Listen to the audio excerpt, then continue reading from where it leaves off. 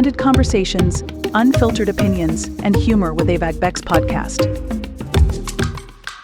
Welcome to an episode about books and being an author and life's journey. So today, I am convinced somebody's going to learn something very valuable.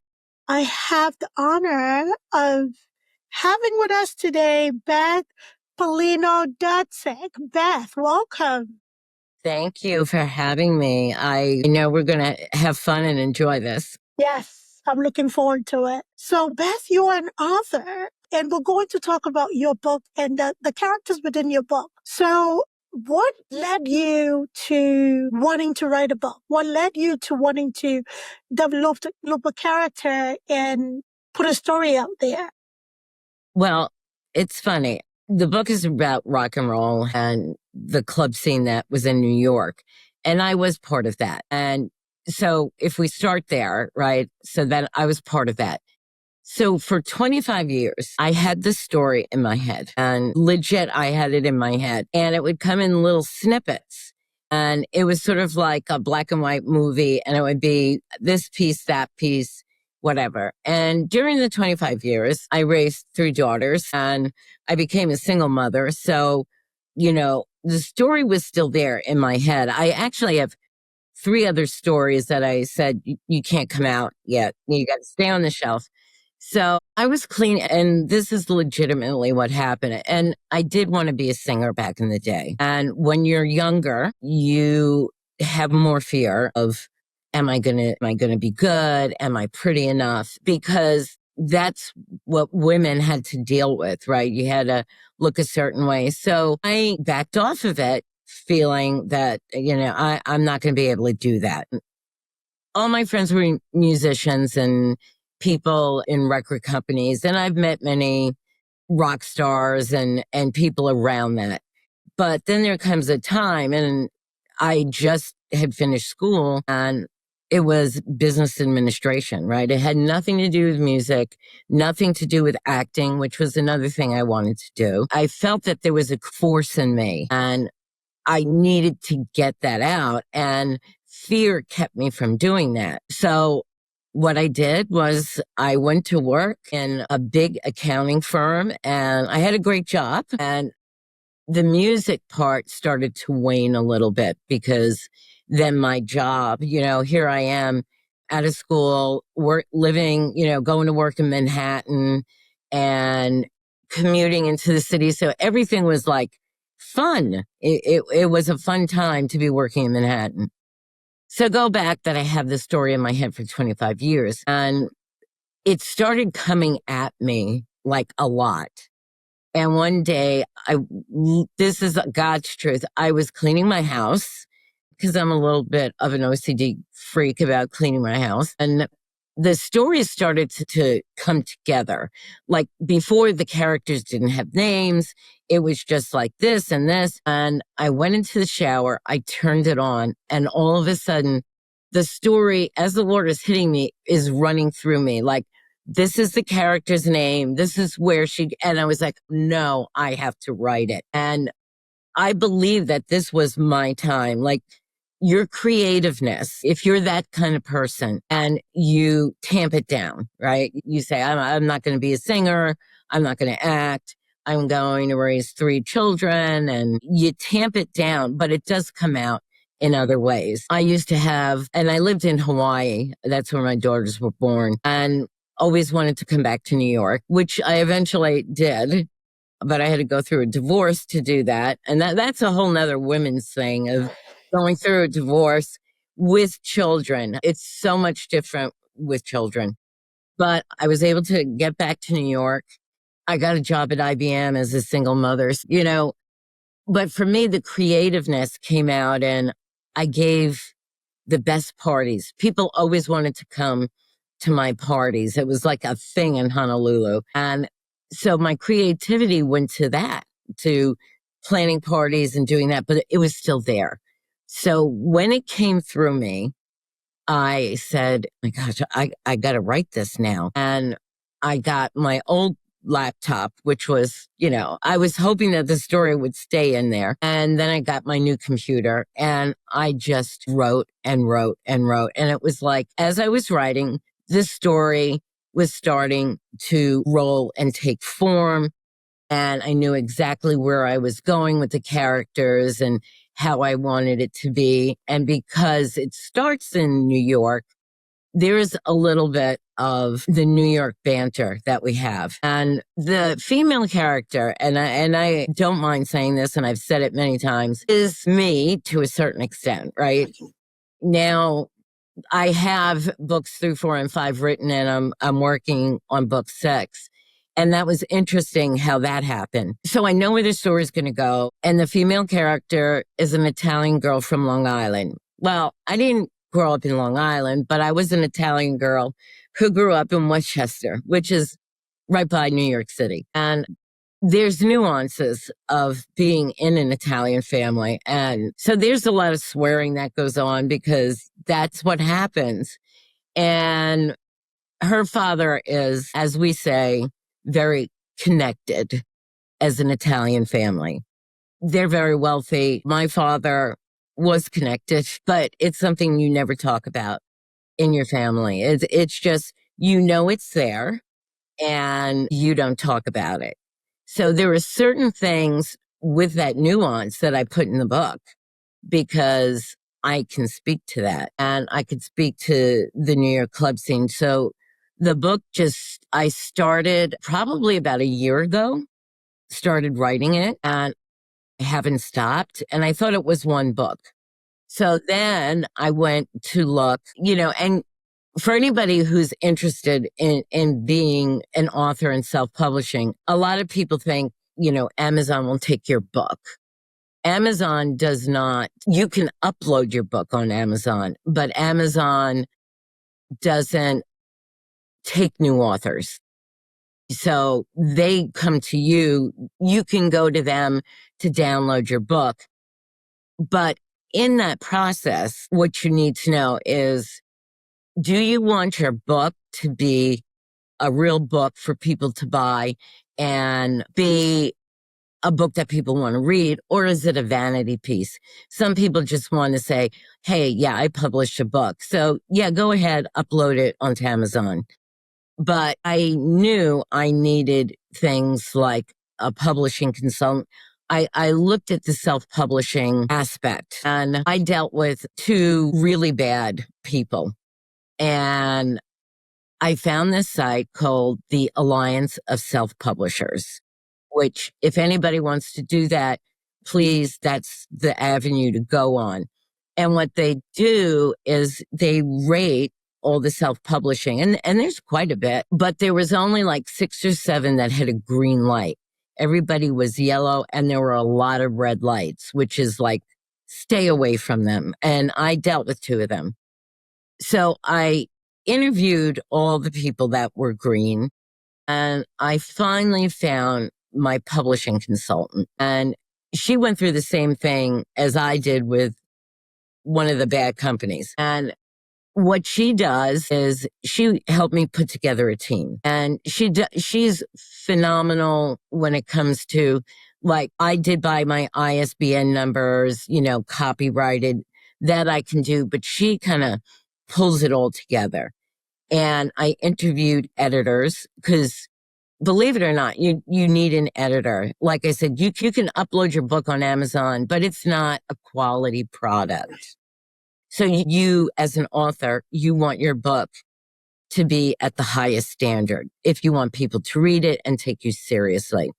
So I interviewed 3 editors, and the female editor got my book, which I thought was one book. And she said, I identify with the character. I know where you're going with it. I love it. And so she started to be on the team.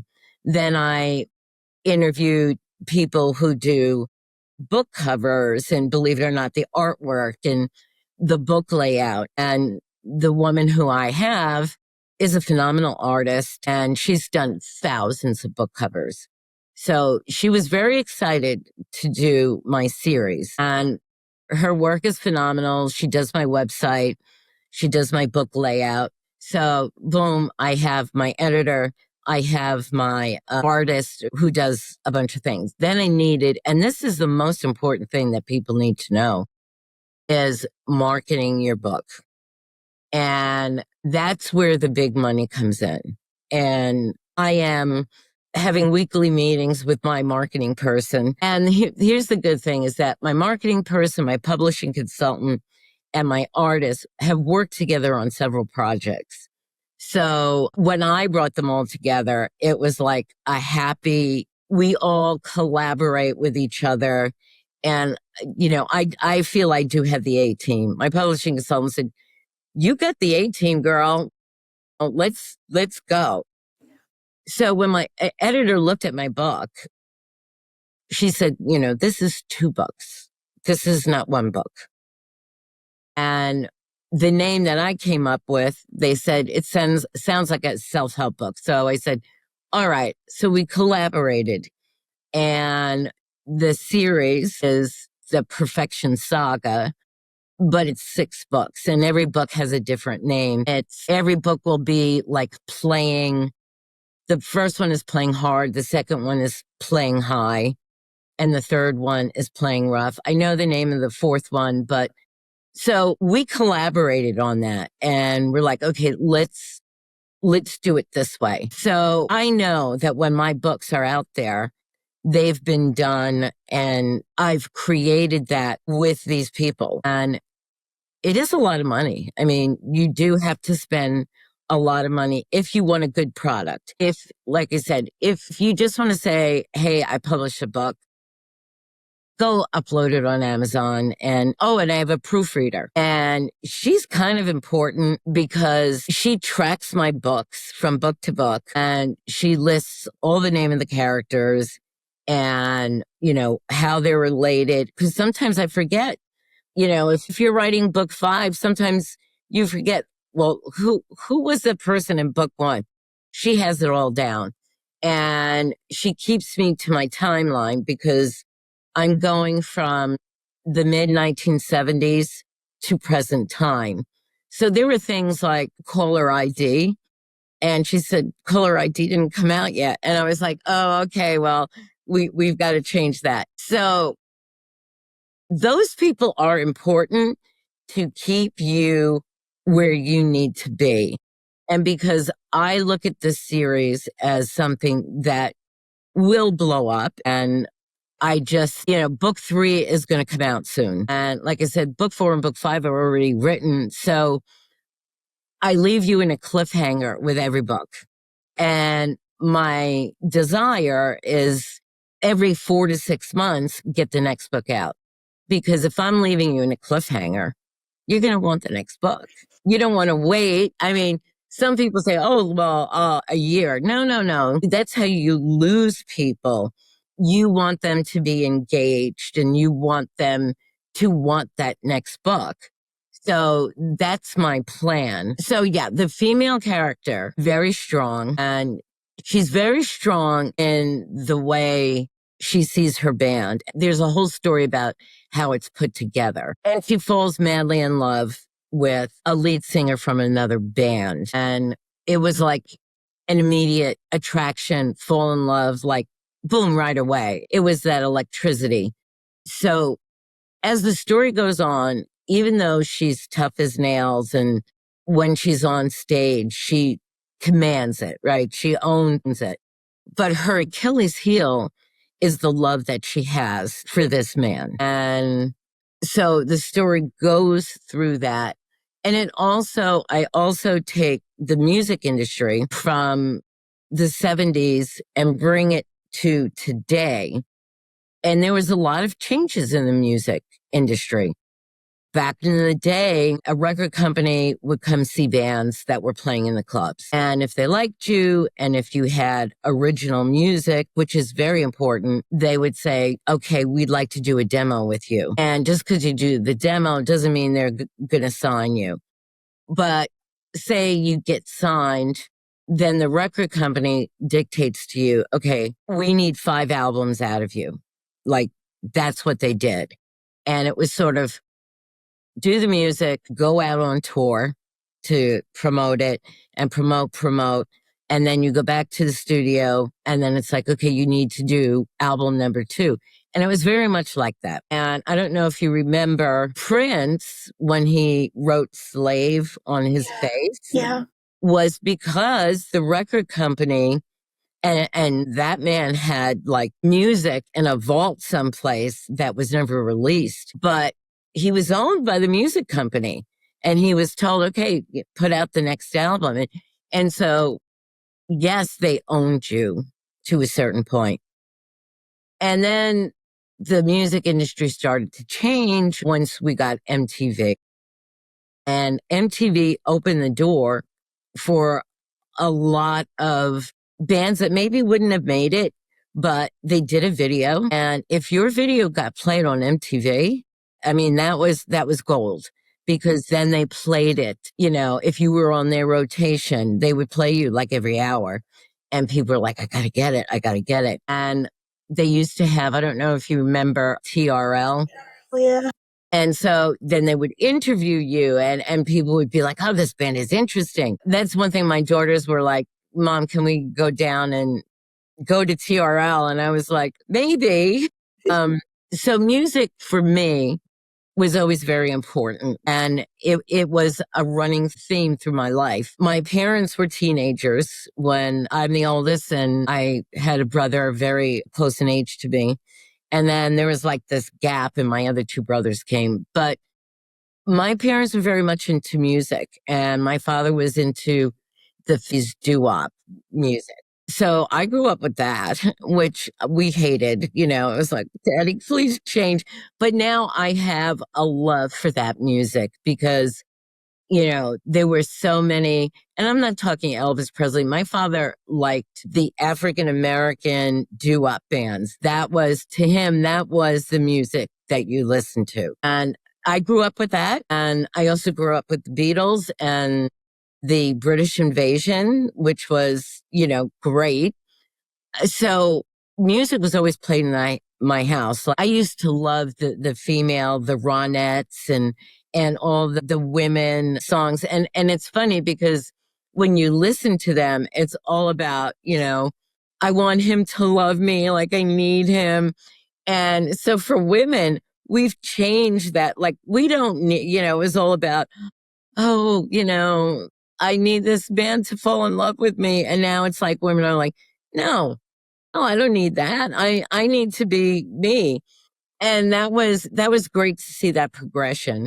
So I was into music from, I would say, like 3 or 4 years old, just listening to that and then growing with the music. And I always say the Beatles don't count as the Beatles are their own entity and they started everything that is today. Now, are there nuances? You had the Zeppelins and the Pink Floyds and all, and I listened to all of it and I grew with the music. And as a mother, you know, I was playing this music and I indoctrinated my daughters to that music. So they had a very, very early age. They were introduced to a lot of that music because I was playing it in the car or I was telling them about it. And they are, you know, music lovers. They kind of diverted, but they always went back to, for my oldest daughter, it was the grunge era, which I was totally into the grunge era. And there was a couple of bands in town and she wanted to see Korn, which was one of those, you know what I'm saying? And we were back in New York and I said, okay, I'll get tickets. So I took my 3 daughters. I think my youngest was about 8 years old. And I took them to see Korn. And it was great. I mean, the concert was great. And, you know, my middle daughter is always we used to call her the sheriff. And she's like, Mom, there's people smoking pot all around us. And I said, we're at a concert. I said, people are going to do that. I said, just ignore it. This is what happens at concerts. What did she think about the mosh pits? Well, we weren't in the mosh pits. We had seats.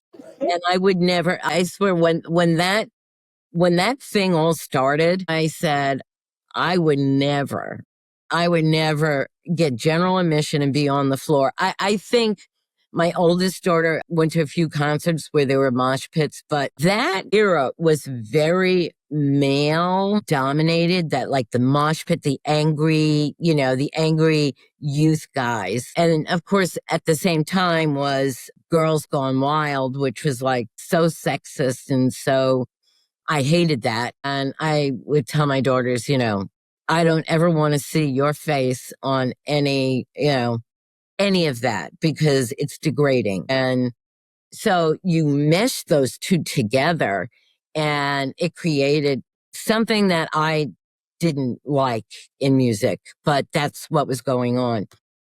I always said, we are sitting in a seat. I'm going to enjoy the music that way. And we did. And yeah, they went to other concerts without me, but I don't remember any of them coming back from a concert saying, oh my God, Mom, I was almost trampled on, because that's the kind of stuff that went on with that. And then we got away from it. Thank goodness. And there's so many bands that were post grunge, and I do listen to some of them.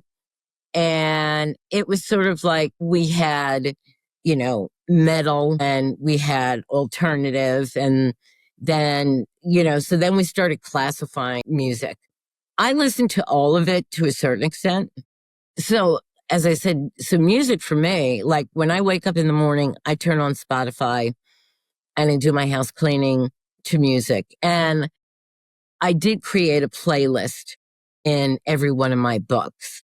So if we go back to my books, it is a series, and there's this strong female character who falls in love with this guy. And it's about their journey, and her cousin, the band that she creates is with her cousin, and they're very close. So he's part of the journey too. And then I introduce other characters. And book one, I'm just laying everything out for you and telling you, like, this is the way the music business is. And, there are some things that happen that kind of derail it, but then brings it back. And she's the reason that they're always bringing it back with her cousin, who is totally, the band is the most important thing. And in book two, which is called Playing High, you can imagine what that is about. And it is true of that era and going out and touring and being part of, if you're the opening act for a bigger band, you're all on a plane and, there's everything that you want on that plane. And I go into that and how there's pitfalls, and I think it's a spicy romance. So I will say that I don't hold back. And I know women like to read this. I don't hold back on the sexual content, but I do it very, what I would say, women friendly, where it's how a woman wants to read about a love scene. It's not raunchy. It's not, erotic. It's about two people who are in love. So it's not really dirty, but it's sort of graphic. So that happens throughout the books too. The pitfalls are important, and it kind of derails things for the band again. And I think with a good romance, and I do have two antagonists in the book and how she deals with them. And trust me, the Italian girl from New York comes out on one of the antagonists. And so, yeah, she will do anything to defend her love. And if you want to say that is her Achilles heel, it is. He is, her life. And he also, and I go into it a little bit, but it gets really heavy in book 3 and 4. There's a reason why he is madly in love with her. And it's because of things that happened to him in his past. So he looks at her as his protector, and she does protect him. But I don't want to say it's a dysfunctional relationship. It's the love is the most important thing about it. So if she's protecting him, who's protecting her? She don't need anybody to protect her, okay? Mistake women make, because we consistently pour from an empty cup. we consistently are that soft place for everybody else to land. And we don't quite think of ourselves until things start falling apart. Yes. And I love how you said a soft place to land, because just to step away from the books a little, I have 3 adult daughters, and I've always told them, and I have a very big house, and I said, if anything goes wrong, or, sometimes life kicks you, you always can come home, wherever my home is, because I'm not in New York anymore. I said, wherever mom is, that's your safe place. That's your soft place to land. And if you need to come home, there's no shame in it. I mean, I'm your soft place. So I love that you said that, because I always tell my daughters, this is your soft place to land. If things go wrong, you can always come home. And, they're like, okay, mom, but I don't think I'm going to do that. But you never know what life throws at you. So I just always put that out there to them, that, soft space. I think that's great, because it's insurance in a sense. You don't always need insurance, but you pay into it, don't you? Right? So they're not planning to come back home, because from a child's perspective, they don't want to bother their parent, right? But it feels good to know that you have that support. It feels good to know that you have that insurance. So good on you, Beth, for your daughter. I feel that is so great that your daughters have that insurance that they don't plan on using, but you never know in life.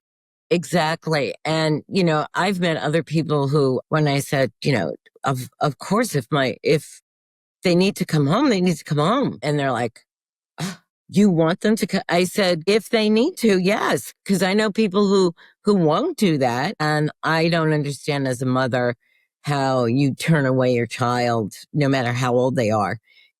My father, when he was alive, he was, as I said, he was a wise guy. So I always knew that I was protected in a different way. And my father would always say, if somebody's bothering you, you let me know. And he actually did that once from a boyfriend that was kind of abusive. And my father took care of that along with other people.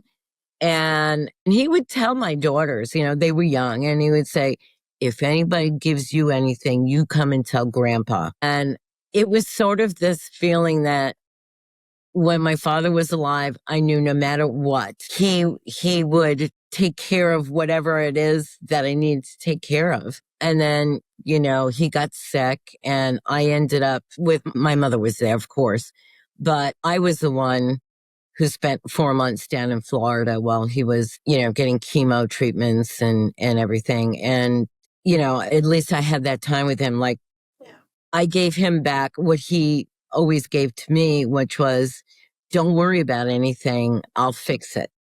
There's no greater love than that. And I think sometimes, I don't know whether all parents realize this or not, but especially for dads and their daughters, that is a mark that nobody can touch or even attempt to raise. And you walked around like, you ruled, right? Because you had this support and this protection behind you that nothing and nobody can touch you. It allowed you to be yourself. So that is what that love does. That is what having that level of security and support does, especially for a girl child, to have their father in their lives and to also have a presence father that assures you that nobody can touch you. Just let me know and I'll take care of it. There's nothing more beautiful than that. And, that was a blessing you had, Beth. Yes, it was a blessing. Thank you. And I actually, when he passed and we knew it was an eventual thing, I felt like an orphan, even though my mother is, as a matter of fact, my mother moved down to where I am. And so now I'm kind of, even though there are times when I'm just like, oh my God, I'm the only girl and I got her, and she's physically strong and everything. So now I'm taking care of her from the standpoint of she doesn't drive. So it's like taking her shopping or, sometimes just getting her out of the house because she can't really go anywhere unless I take her. So, we lost my brother who was closest in age to me, and he had early onset dementia and Alzheimer's. And when he was first diagnosed was when my father was sick. And when he told me, I started to cry, and I was like, okay, but it doesn't mean, something terrible. And my husband said, for every long weekend, they lived in Philly. I was in New York. It's about a 2-hour drive. And we would spend long weekends there and he would say to me, look, there's going to come a time when he's not going to be this way. And I would be like, oh, stop. No, that's not going to happen. And they moved down here so that I could be closer. And my mother was here. And I watched the deterioration of my brother. Alzheimer's is a terrible, terrible disease. I call her my ex-sister-in-law because at the end she wasn't very good with my brother. And they went back to Philly and, he passed there way too young. And so it was always him and I with dealing with my parents, right? It was like, okay, you and I have to take care of it. And I always knew I had my ally. And then when he passed, my other brother, he's a great guy. I mean, so now he's my, go-to. I know, I'll say, okay, mom wants this, or what should we do about this? And I know he'll always be there. And his wife, my sister-in-law, will always be there. And then I have a younger brother. I mean, he's a younger brother. He's in his 50s. I mean, but Still he's never, baby. well, he is still the baby. Yes, he is. But he's never been married. He's never, so you would kind of, include him, but, you can't really count on him. So I do have at least my other brother, and he's wonderful. And he was with me with taking care of my dad because he lived like 10 minutes away from them. So I do have the support of, like, my mother, I'll start talking to her about, okay, in book 5, this is what's going to happen. And she'll say, why are you doing that? And I'm like, Mom, in a good series of books, and we're going back to the books, right? Right. I'll say, this is what's going to happen. And she's like, why are you doing that? And I said, because in a book, and especially in a series, there has to be the good with the bad, right? I write wonderful romance parts to the book, but then there are 2 antagonists, and then not everything is perfect. Life isn't perfect. And so I'm sticking a couple of things in there that will create chaos. And she's like, why do you want to create? I said, because in a good book, it can't be just about this great love affair. There's got to be things that happen to characters that are not good. It's got to ebb and flow. So she's like, oh, that's terrible. But my editor, when she read book 1, I would have these meetings with her and she would say, this is 2 books.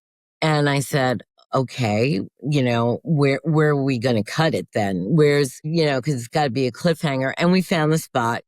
So we did book 1 and book 2 to, book 1 happened and then book 2 was already being edited. And I do have to say, I have a wonderful editor who understands my story. So when she edits my book, she's not like slashing, like, now get rid of this. She will say, hey, why don't we frame it this way? Or, she'll put in she'll make something better. And I'm like, and I can refuse that change. But I'll say, okay, we'll do it that way. So I have a great relationship that she's not killing the story. And some editors will come in and just, like, no. And when you do that, you change the complex of the book. I think is respect. It says a lot to the kind of relationship that you have. And, you mentioned earlier in the conversation that, everybody that you're working with considers themselves an A-team, right? So that is a compliment to you as the author, a compliment to the people that you have surrounded yourself with, because they want you to succeed as you, not what they think your story should be. Because if these books are a reflection of you in any capacity, they have to make sure that that is truly what the book is, as opposed to trying to superimpose what they want the book to be. So kudos to your editor for respecting you as not just a person, but also an author that reflects herself in the books that you're publishing. So that's really great. Yeah, she's wonderful. And so when we got to book 2, right, she said to me, keep writing. She said, continue the story. And I said, okay. I said, I can. I said, I thought this was an end. And she said, no. She said, continue the story. So I said, all right. So book 3 and 4 were like together. And we talked about where book 3 and book 4 would be cut off. Now that I'm writing, I started book 5, and I actually had to move some of book 4 because it was so long into the beginning part of book 5.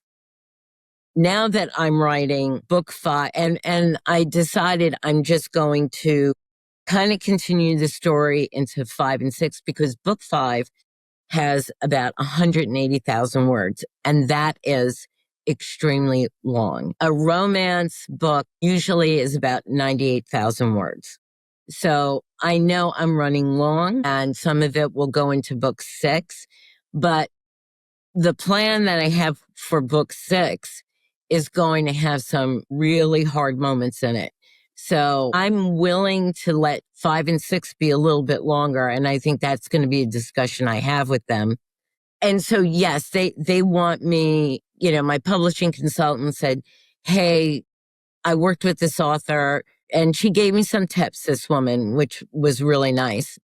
They do want the books to take off, and I believe that they will. And I think book 3 will be the turning point.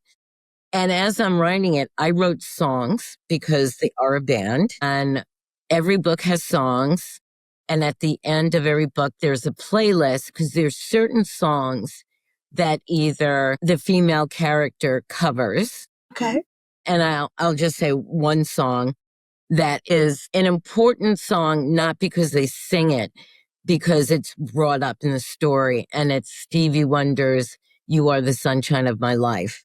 You are the sunshine of my life.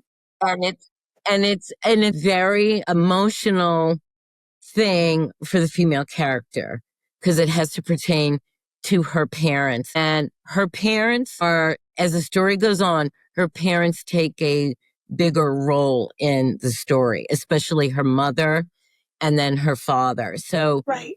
now when I hear that song, right, I just am like, and I start to cry because I relate it to the story. And it's like, yeah, it's about Right. Franny and Mario. So that is not a rock song. So how is the main character covering that song? Is the main character covering that song in its original form, or is she rockifying it? Okay, she does. The song is related to a party, Okay. and her parents go on the dance floor. And that's the song that she sees her parents dancing to. And they're excellent dancers, and she's watching them. And so I'm giving you a little bit of the book. Just don't give everything away. I love it. No, I can give you a little bit of this. She watches her parents on the dance floor, and she turns to her man, and she starts to cry. And he's like, why are you crying? And she said, I don't think I've seen my parents that much in love, because they were dancing, and the song meant so much to them that it made her cry. It's crazy. It's such a man thing to ask. I mean, it's quite obvious. If I'm crying because I'm watching my parents dance, to a lovely love song, it goes without saying. For the fact that she has to explain it, it's like a perfect world of a man and a woman. They say men are from Mars and women are from Venus. So, very two different perspective of seeing, and great for you as an author for capturing that. I want to go back to something that you said a little earlier about running long, because I know some author, me included, we get bogged down by what fits the standards, right? We get bogged down by what, how many words? Yes. How many words should I write? Oh, it's too much. Maybe I need to cut back down. What are you using in that process where you feel like when the stuff is flowing and you're just writing and you're getting in the mood of just getting everything out? Whether it's over or not over, you just let it flow. Did you give yourself space to kind of like self-edit before the editor gets to it? Or you just let the editor just get to it and come up with the meat and potatoes of everything? It's funny that you mentioned that, because now with the third book and having an editor and a proofreader, and as I said, they didn't destroy my book. So thank you for that. So now I know the certain things with editing. And so I took book 3, and it's like, I understand the formatting, and I understand that if you say, okay, you need to write that out. And if you deal with time, you don't put 12 o'clock, you have to spell that out. So yes, those are the standards, right? And once you know that, so I went back in book 3, and my editor always, and I did it free flowing, and she would say chapter break, chapter break, chapter break. So then I went back and I said, I am going to self-edit this because my editor is a lot of money and I know what she wants to charge me. So I said, maybe if I do some of this work, it won't be so bad. And I went back and I put on all the chapter breaks, every conversation. I made it, so I know what they were looking for. And I went back and I edit, but it didn't take anything out. Maybe I took out a line that was redundant because I said it in, 2 pages before. And I said, oh, I don't need to say this again. And I took it out.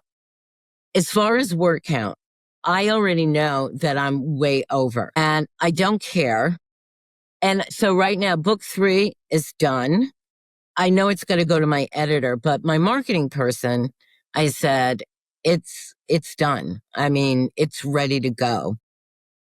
And I know I have to give it to my editor and my publishing consultant too. And the minute I give it to them, it's like, cha-ching, I got to pay them. So my marketing person said, let me look through it. And I said, okay, fine.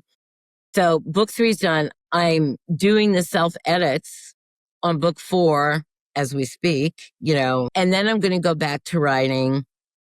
And I'm just going to make it one long thing. And I might put that saying that, okay, this is book 6. But I know that I'm 180, 190,000 words in book 5. And where I wanted to end it, I'm getting very close. I'm like about 20 pages away from where I wanted the book to end because it will create chaos for book 6. And I know everything that I want to include in book 6. And I was in the beginning looking at the word count saying, oh my God. And now I'm like, no, I'm letting it flow. This is the way the story needs to be told. And I don't care. Like I can move a little bit, but if my book is 450 pages, I don't care because we're getting to what I think is the end of this series. And I can start, like, I already know that the 3 stories have also been in my head for 25 years. So every now and then one of them jumps out and I say, no, not yet. You can't come out yet. And I think the next book probably won't be a series, but the book that comes after that and the 2 books that come after that will probably be a series because of the way the story. Yeah. You weren't planning for the first book to be a series anyway. Your editor told you it was a series. I know. And she told me to continue. So yeah, I continued and I keep continuing. So now it's funny because I live with these characters now and I'm living actually their life. it's a very weird kind of feeling that when I get into the story, I'm in it. I'm feeling everything they feel. I cry and I'm like, you're writing it, but when you reread it, my husband say, "What's the matter?" I'm like, "Oh my God, I just read this book. Oh my God." And it elicits that from me from writing it. I think that's good that It is good. that emotion came out. And it's funny that my mother has read the books and she said the one thing that I told you about her parents on the dance floor, my mother said, I cried because it is an emotional thing. She goes, "I cried when I read that." And I said, "Good." I said, You were supposed to cry. So I live with the characters and there is parts of my life that I put in those books. Things that happened to me, things that were said to me, things that I lived. And all through the books, I'm sprinkled in there. And I did a podcast. I take that back. You're the second female. I was driving to Austin because that last year I did a couple of book festivals. Now I'm trying to concentrate on romance conventions, which who knew there were such things, but there are.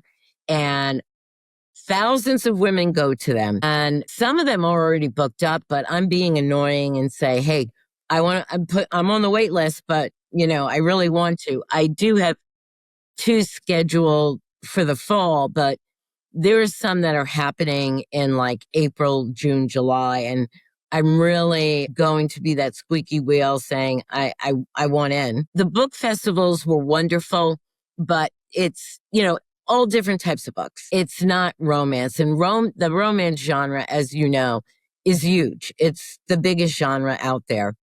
So to go to a convention where everybody is looking for that romance novel, that's my audience. So I'm working hard on that. But when I was driving to Austin for the Texas Book Festival, which is huge, I had a podcast and I said to my husband, "Pull over at Starbucks." I said, I got to do this podcast via my phone. And she said, I know you're on the road. I said, no, let's just talk. I don't care how long it is. It's all right.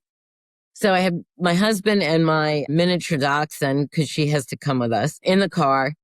And she asked me, she said, "I need to know.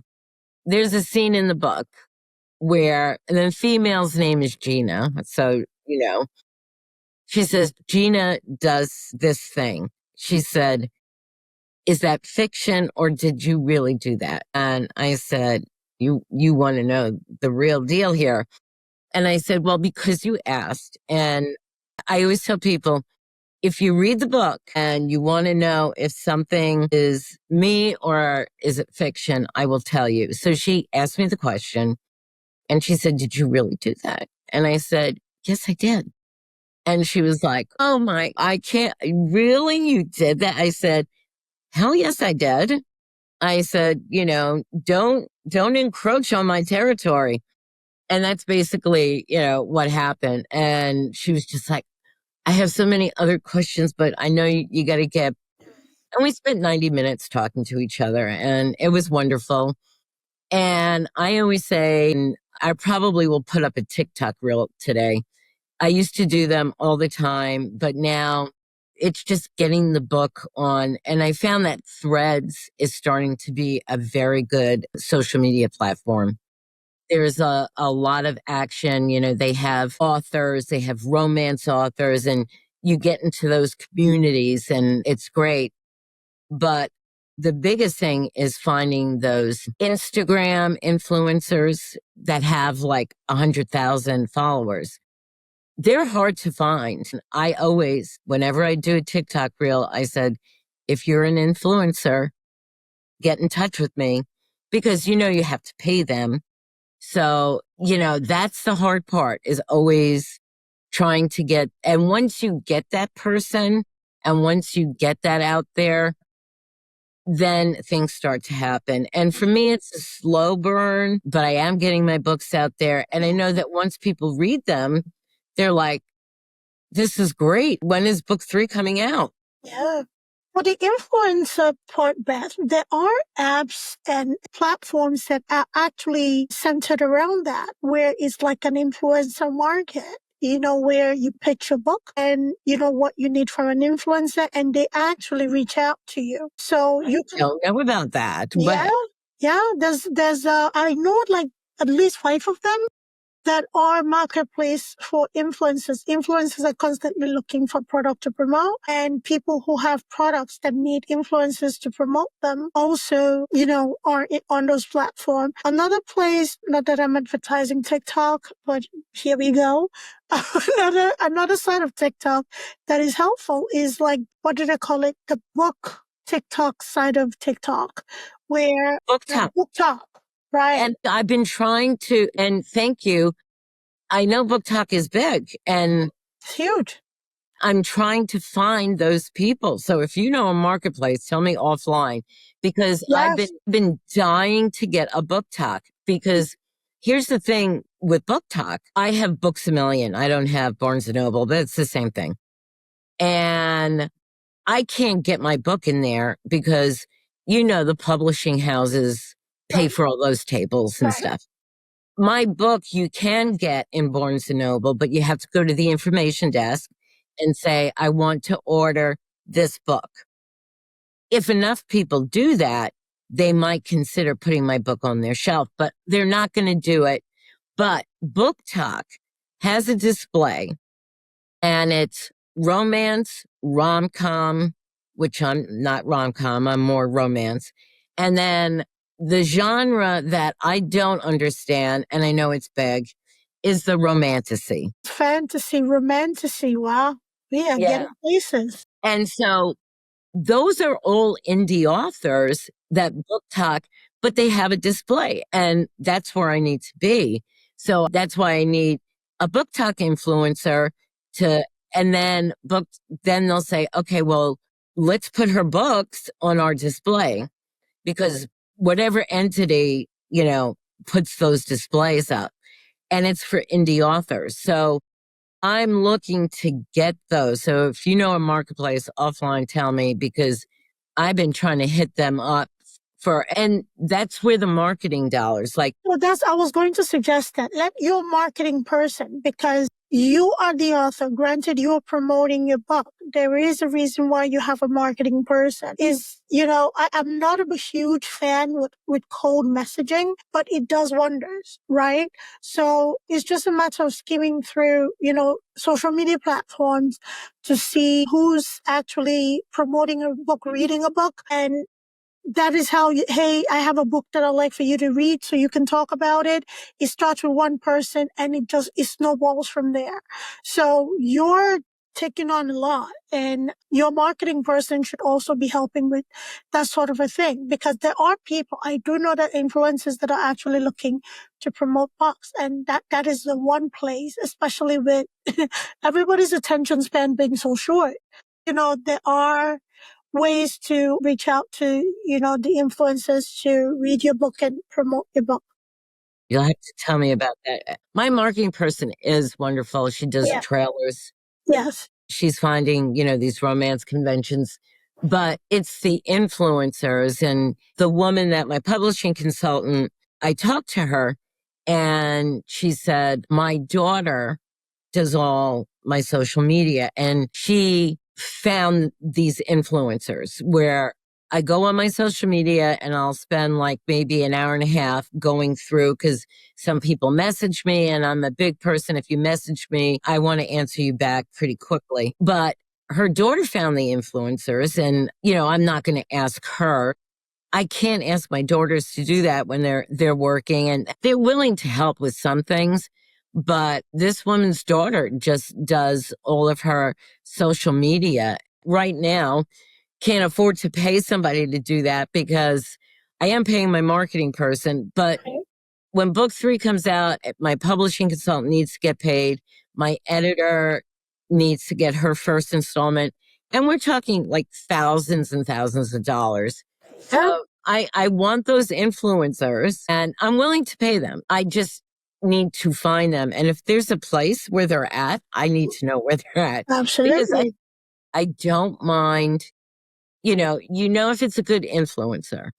Say they have, I don't know, like, is it 500,000? Yeah, you can see all of that with their social media. So that is the one thing about social media that it's great when it comes to influencer marketing, right? Because you can see their portfolio, you can see the influence they have because they're influencing, right? So you can see, you gain according to what you can, you're willing to invest at the time, because just like anybody else, it's supply and demand. Influencers with the highest amount of following are not going to charge you at a point where, say an influencer that has, say, between 2K to 5K followers, if somebody has 10K and above, they know they're sitting on top of the influencer food chain, right?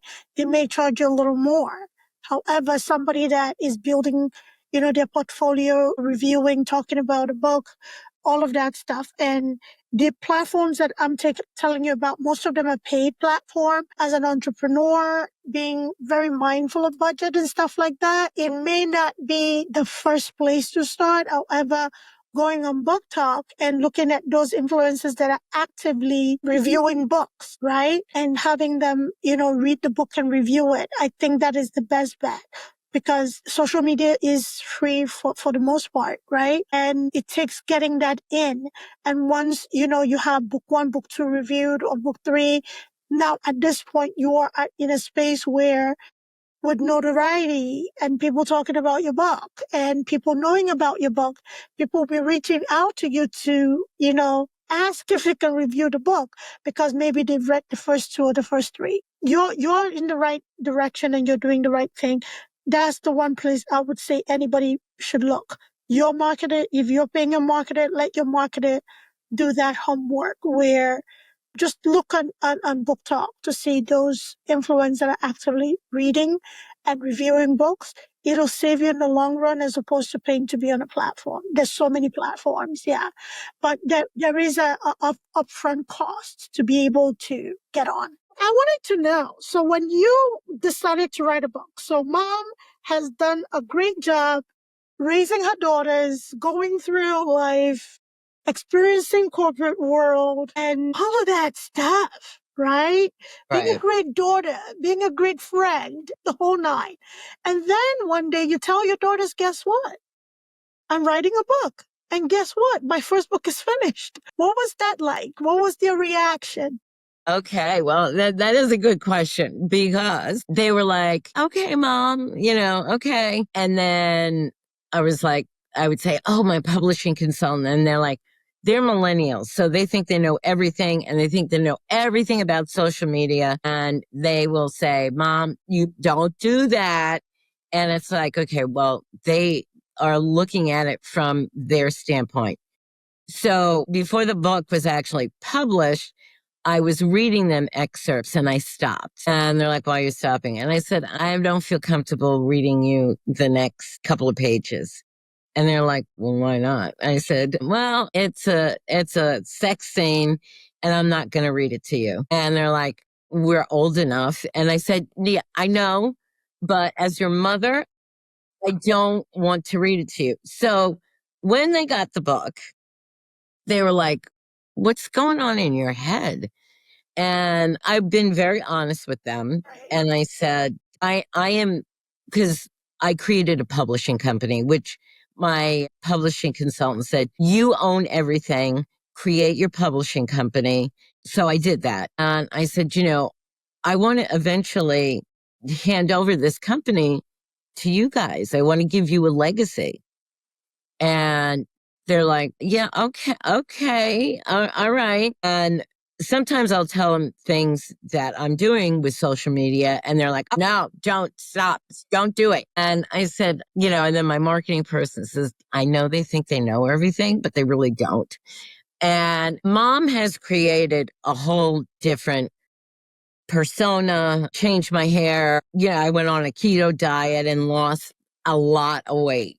I've actually remade myself, and that has got them. They're like, you want to be a celebrity. That's why you do the podcast. That's why you want to be out there in the public. And I said, hell yes, I do. I said, what? That's what I'm trying to do. I said, I gave up my dreams for so many things and now I'm back. I'm even practicing my singing. I do like a 90-minute workout. I have gym equipment in my garage and I sometimes, I think today I didn't do 90 minutes, but I did like an hour, whatever. But I fit that in. And so Perfection Saga has a playlist. And so I listen to it. And, sometimes my voice is really good and sometimes it's not. And that's the way it goes with a lot of singers, Sometimes your voice is good, sometimes it's not. It's hard to be consistent sometimes. I've seen excerpts from certain bands that are touring and it's like, oh, the voice isn't good tonight. But it happens, and it does. I think it's important that you said that because I see some musicians get like criticism from their fan base. It's like every day is not going to be the same, and the human body has a mind of its own. So it can, elevate you to, whatever, and then it can disappoint you. So it's great that you said that. Please, if you're listening, if your favorite musician gets on stage and they sound like a nail on the chalkboard, just be forgiving. It's okay. Maybe it's just not their day. Because when they do these concerts, right, they're singing, and they're also partying. And sometimes when that happens, the voice just doesn't do what it wants, and it's live. And there's very few, and I did go to a concert. It was actually Lollapalooza, which used to be a big thing a couple of years ago. And I saw the band Incubus and loved their music. And when they performed live, I was like, I feel like I'm listening to the record. They were so good that I was like floored by that. And, when a band goes live, the songs change, maybe they add, or maybe somebody comes in and sings with them or whatever. So live is live. You just got to take what it is. And sometimes it's really good. Sometimes maybe the voice isn't there, but ticket prices are really expensive. So I know that the band tried to put the best product out there. Sometimes as somebody who I won't say I'm going to say a singer. And I can tell in the mornings when I start singing while I'm cleaning, it's like, okay, no, it's not. And then I can go in the garage and there's a thing that sometimes you have to open up your voice, right? And I'm singing low key while I'm cleaning. But then when I work out, I'm literally opening my voice and I'm letting it belt out. And sometimes that makes your voice better. That's the only way I can explain it. So daughters are not, my oldest daughter is just like, she won't even acknowledge, any of it. It's like, no, nope, not going there. And the other two are like, Mom, we think it's fantastic. You're publishing these books. And they're always like, I think that the people who are working for you aren't doing you. And I'm like, all right, like they think they know better, but they really don't. And I just let them say it. But the whole thing about being in the spotlight is one thing that everyone in my family, with the exception of my mother and probably my brother and my sister-in-law, I said, I believe my series, my editor and I talked about it. I said, I think that by the time we're done with this could be a series on Netflix or Apple, or because they're always looking for content. I said, the story is deep. The story has, the tentacles from the two main characters. I go into everybody else's story and then, you bring it back together. So there's a lot of nuances. So do I think somebody could pick it up? Absolutely. And I said, I want that to happen. And my daughters are like, we do not want to be in the public eye. We don't want to be part of it. So all my social media and my Facebook page was just, put pictures of the kids, and I had to scrub it because now it's a professional. I have two. I have my author page and I have my other page, which I use basically the same.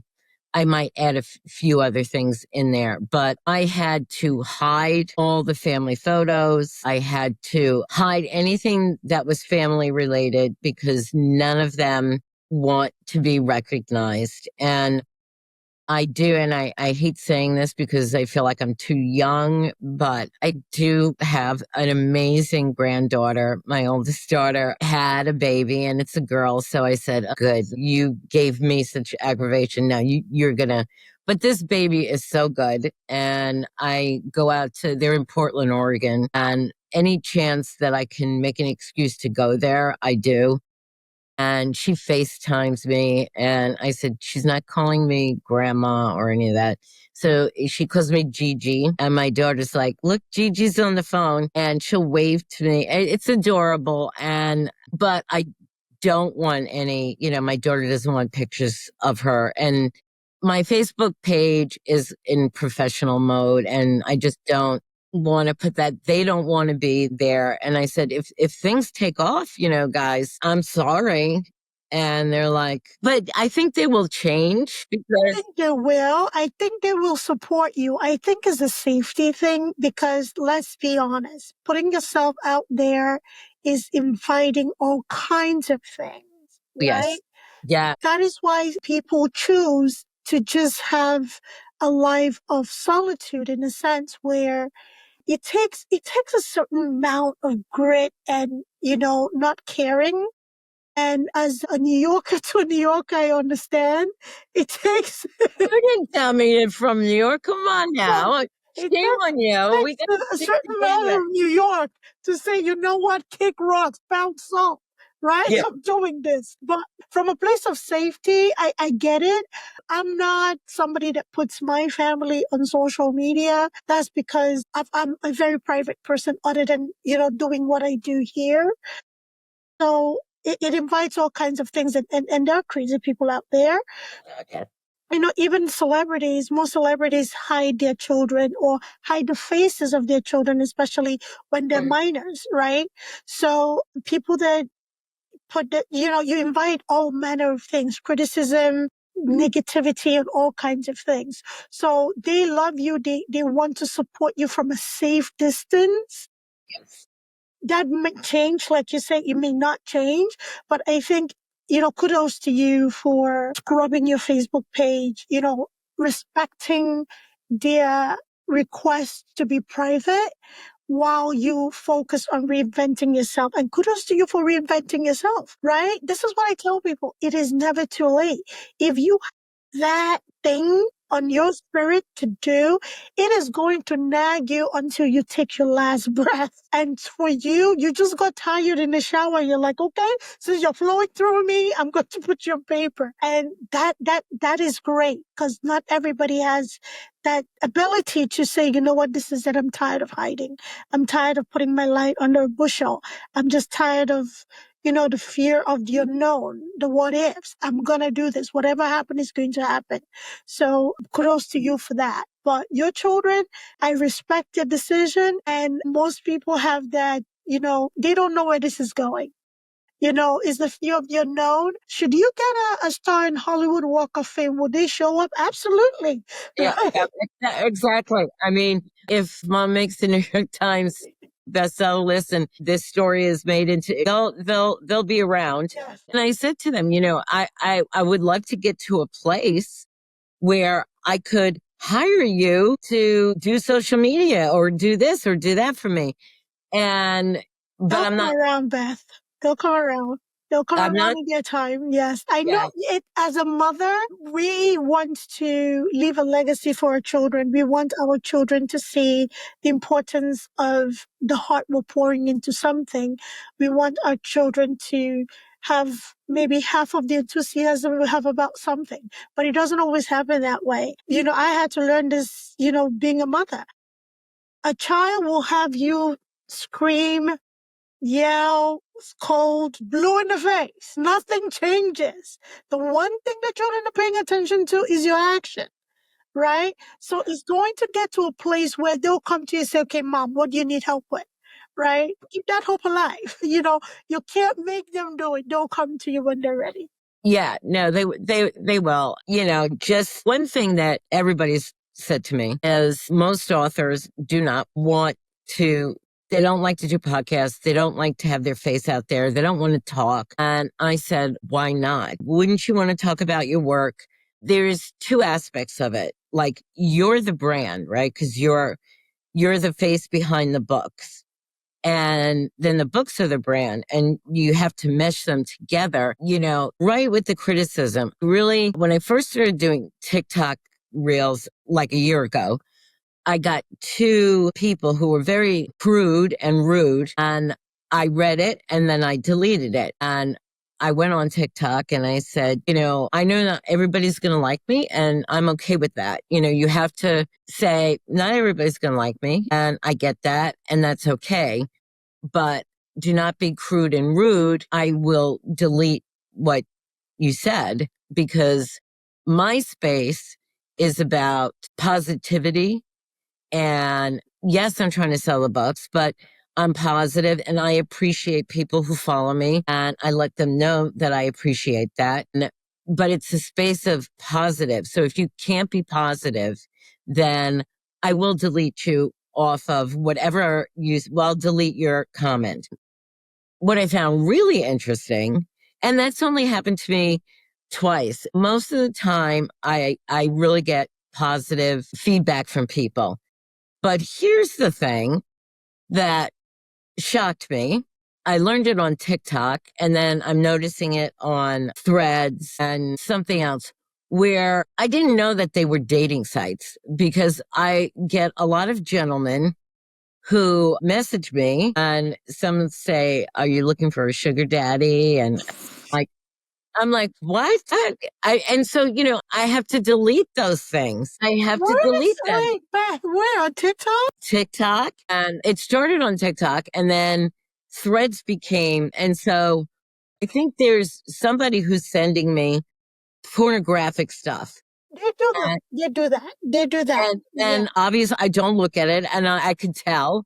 And I'm like, no, delete. How did you get on my thing? I don't like it. So everybody's been very positive. And if you go on Threads in these writing communities, like authors and stuff, there are people who are always saying, put your book covers up and I'll promote you. And so there's a lot of authors promoting each other, which I think is fabulous. And I, in kind, will do the same. But it's great. But what is your reach? I mean, some of these people, might have only 200, 500 followers. Do I appreciate it? Yes.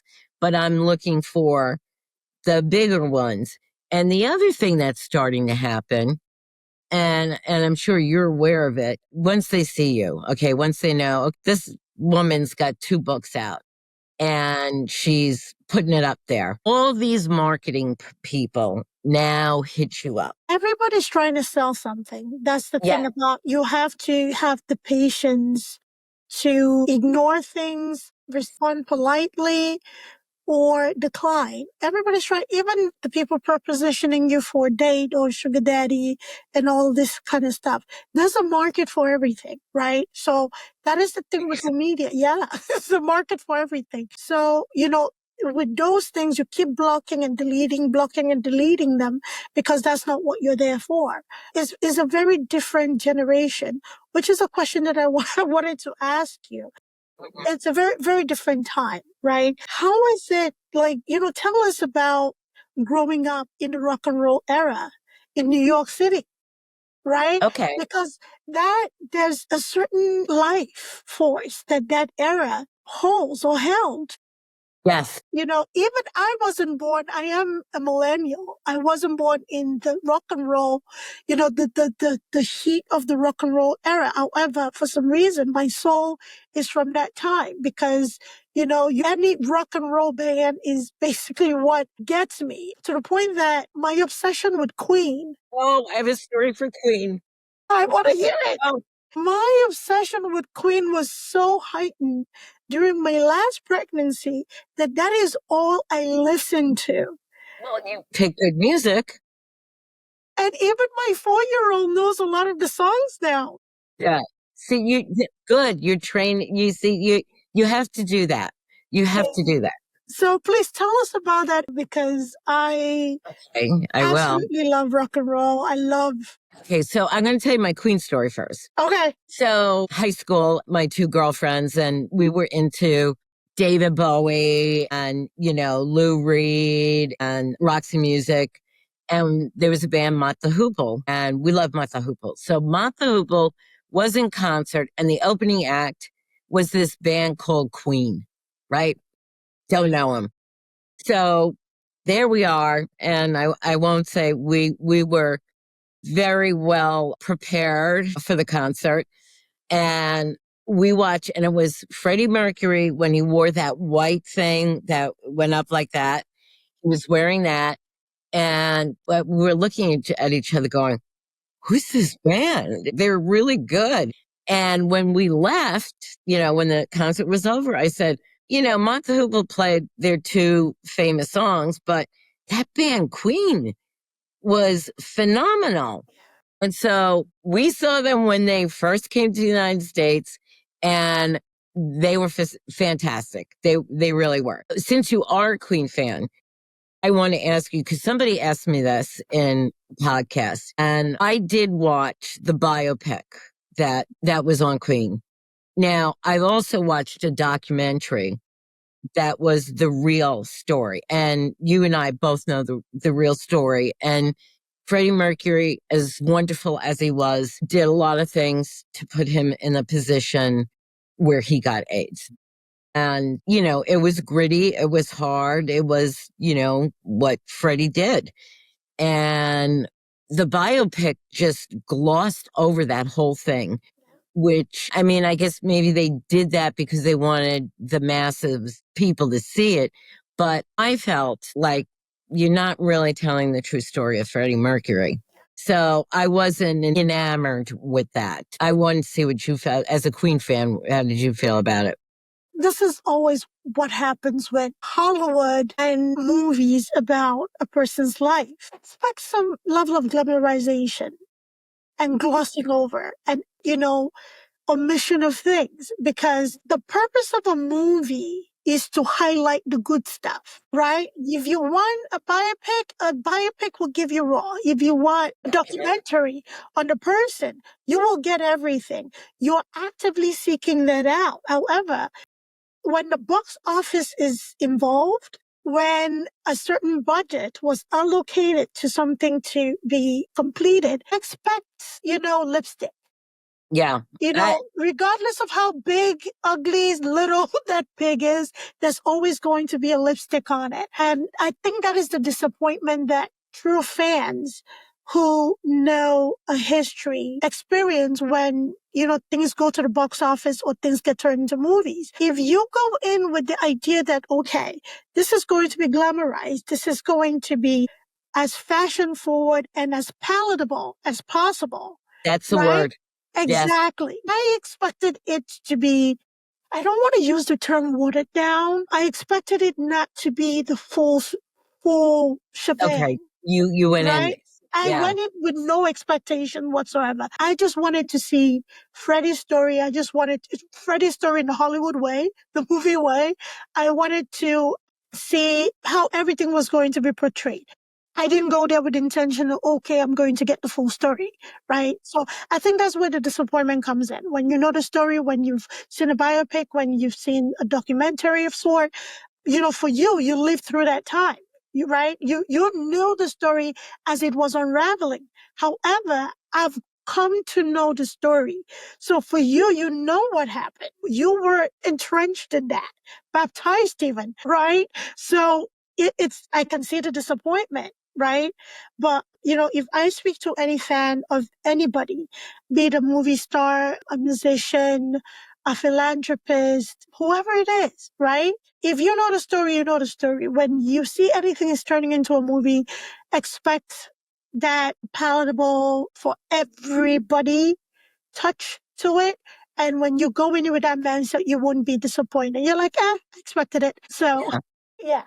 That's a good way of looking at it, because, and I'm going to relate it back to my books Right. in a minute. My daughter and I went to Alamo movie theater where they serve you the food and everything. And we went to see Amy Winehouse had died and we were big fans. And I remember she called me and I pulled off the side of the road and started to cry. And we went to see her documentary and we left there bawling our eyes. And, we're just like, why, Amy, why? And they did a biopic and I had a friend say to me, don't go, because they made it all about the boyfriend and not about all the other things that were true to Amy Winehouse. So I said, yeah, no, not going to see it. But when you say how Hollywood, right? When I had my discussion with my editor, when she was like, okay, 2 books, you're going to write the third and fourth and, continue on. I said, Maggie, I think this could be a series. And she said, yes. And I said, but if that happens, if anybody would ask, I said, I'm writing the screenplay and I want you to write it with me because I do not want anybody to change my story because now, and I've seen that I've read a couple, Leanne Moriarty read a lot of her books and even Daisy Jones and the Six. I read those books and I watched the series or whatever, and they changed the story because they had to make certain characters fit certain things. And I was like extremely disappointed. I'm like, that character was not gay in the book. Then why did you make that character gay? And so I'm just like, no, in my books, and it's organic. Okay. Like I said, it flows for me. So it was organic. I didn't feel I needed to put a stereotype thing. There is a gay character in my story. He was always gay. That was his role. Gina's cousin, who she loves, it's like a brother. He's biracial. I mean, and that was always the way I saw my characters. So I'm not trying to conform to something to make it, all nice and I'm getting everything. No, these were the characters as I saw them. And I don't want somebody to change it because it changes the character. And the character is important the way they're written. Beth, I see your heart, but this is something that happens quite a bit. Even J.K. Rowling's, her Harry Potter series, the books are not the same as the movies. There's certain things that are changed to fit. Again, we're talking about a movie. We're talking about sponsorship. We're talking about financial investment. We're talking about, shooting, directing, all of that extra stuff, right? It's like the world of entrepreneurship. There is a call to be flexible. Right? There is a call to be coachable, redirect. Granted, if you do want, which I am waiting to have this happen for you, have your book be picked up by a major network, be, for movies or variety show, or, be turned into a series or whatever it is. Just be prepared that it may not be as you've originally written it. The main characters, however, may remain that way. If that is your hill to die on, let that be your hill to die on, right? Yeah, okay. Other things can change around them, but if your characters have a certain identity because you want them to remain in that identity, right? Let that be your hill to die on, right? However, you have to also keep in mind that there may be a need for concession somewhere else, right? I'm willing to concede on little okay. things. All right. So just, have that expectation going, not expectation in a sense, but have that in mind going in, right? So when this gets picked up and it's turned into a series, it's turned into a movie, it's turned into whatever, this is my hill to die on. My characters must remain the same. These are the characters that I don't care what you do with the rest of them. These have to be maintained in this format because this is how I see them. This is how they roll into the other books, and it will be great to preserve them as they are. Yeah, So no, then there's a whole cultural thing. that's why it's important to preserve them the way they are. Yes. When you look at the Italian culture, even Sicily's proximity to Africa, right? So with the biracial character, right? There may be injection of other family members that are Italian, but are a darker skin tone. If you want to do that, I guess, if that works for you, that works for you. If that doesn't work for you, like, you're not quite, I see like a clear biracial, whatever, and you can talk about that. So it all begs for conversation, to be honest with you. And if your story is, or your stories are compelling enough to attract interest, right, from a producer or a TV network or whatever network, keeping the original characters the way they are, I think, is something that most companies will respect. You just decide what your hill to die on is. Make that very clear right now. So by the time that you're faced with key decision makers, you're not intimidated to cave. Yeah. Based on the story, based on the series, this is the cultural aspect of things. This is how I like for them to be preserved. This is how I like for them to be presented, because again, this is what it is. And it begs for negotiation going back and forth. Just like your editor respected you enough to keep your story original the way that you wrote it, however, still making edits to it. It's the same way that anybody who's compelled enough by your story, love your story, wants your story on a bigger stage, will do with your input, because at the end of the day, they're your books, they're your stories, right? What concession are you willing to make? I think making the decision earlier enough, because again, that is your vision, that is where you're seeing things, and the universe has a way of aligning things when you actually position yourself. So you're positioning yourself for this to happen. Start now in making those strict.